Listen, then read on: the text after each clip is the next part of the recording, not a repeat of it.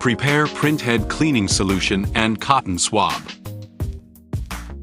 Move the carriage away.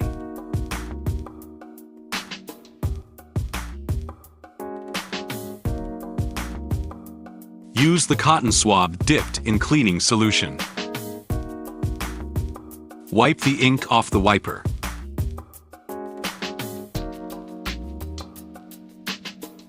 And wipe the ink off the cap top.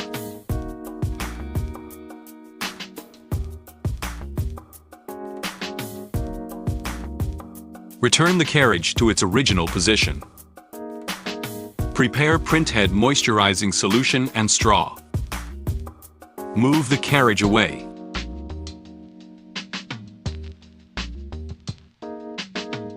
Use a straw to pump in the cleaning moisturizing solution.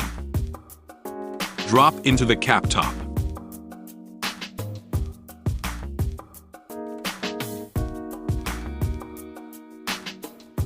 Return the carriage to its original position. Close the valve to prevent ink leakage.